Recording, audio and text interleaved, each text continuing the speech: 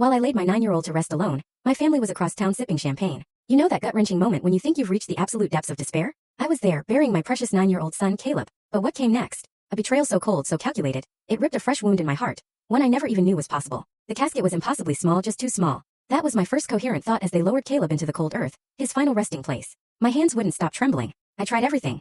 Pressing them against my black dress, gripping them until my knuckles ached, even shoving them deep into my pockets. Nothing worked. The tears flowed endlessly, silent rivers down my cheeks that I no longer bothered to wipe away. My stomach knotted with each mechanical whir of the pulley system, lowering his tiny coffin. My knees threatened to buckle beneath me, but I forced myself to stand. The cemetery worker glanced at me, waiting for some signal, some sign I was ready for this final unbearable moment. I knew with every fiber of my being I would never be ready. 8 agonizing months ago, the doctors had finally given a name to the monster stealing my son's strength. A rare blood disorder. They said it so clinically, as if labeling it could make it less terrifying. Caleb, my brave, incredible boy, took the news better than I did. His small face was serious but so incredibly determined as the doctor explained the treatments. Will it hurt? He'd asked, his voice steady. Sometimes, the doctor answered honestly, but we'll do everything we can to help. He never complained, not once, through 8 months of needles, transfusions, medications with names I could barely pronounce. Even when his small body was ravaged by fevers that left him shaking beneath hospital blankets, he'd look up at me with those eyes, so much like his father's, and whisper, "I'm okay, Mom. Don't worry. I'm a superhero." And now here I was standing alone beside his grave. The ache of their absence, my parents who should have been there, my sister Victoria who promised she'd always be there for us, Melissa, my best friend since 3rd grade who held my hand through my divorce.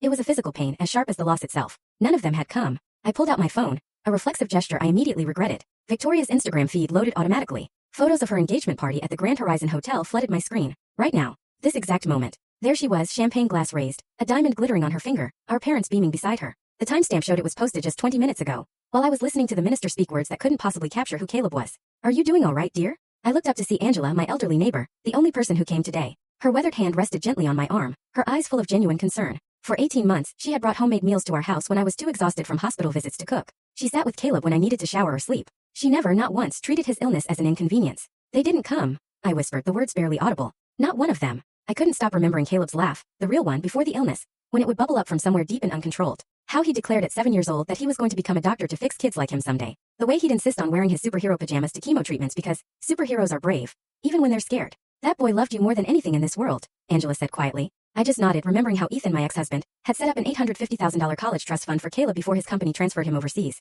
Full story on the channel. Link below. Click now and watch what happened next.